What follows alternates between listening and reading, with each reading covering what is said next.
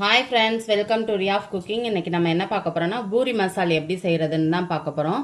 இதுக்கு தேவையான பொருட்கள்லாம் பார்த்துக்கலாம். உருளைக்கிழங்கு வந்து ஒரு 3 எடுத்து வச்சிருக்கேன். அதை பாயில் பண்ணி நான் ஸ்மாஷ் பண்ணி வச்சிருக்கேன். 1/2 ஸ்பூன் கடுகு, 1/2 ஸ்பூன் சோம்பு. இங்க பாருங்க, கடல மாவு ஒரு 2 ஸ்பூன் எடுத்து வச்சிருக்கேன். இதை வந்து தண்ணி ஊற்றி நல்லா மிக்ஸ் பண்ணி அதை வந்து இந்த மாதிரி இறுத்து வச்சுக்கோங்க. 1/2 ஸ்பூன் அளவுக்கு வந்து மிளகாய் தூள், ரொம்ப போட்டுறக்கூடாது. 3 பச்சை மிளகாய் எடுத்து வச்சிருக்கேன். 3 பெரிய வெங்காயம் கட் பண்ணி வச்சிருக்கேன். கொஞ்சம் கருவேப்பிலை, கொத்தமல்லி, 2 மீடியம் சைஸ் தக்காளி எடுத்து வச்சிருக்கேன். மஞ்சள் தூள் ஒரு 1/2 ஸ்பூன், கடலைப்பருப்பு 1 ஸ்பூன். வாங்க எப்படி தாளிக்கிறதுன்னு பார்ப்போம். 2 ஸ்பூன் ஆயில் ஊற்றிக்கோங்க. அதில் கடுகு போட்டுக்கலாம். கடுகு பொரிஞ்சதும் சோம்பு போட்டுக்கலாம். பச்சை மிளகாய், கடலைப்பருப்பு, ஆனியன் சேர்த்துக்கோங்க. கருவேப்பிலை, தேவையான அளவு.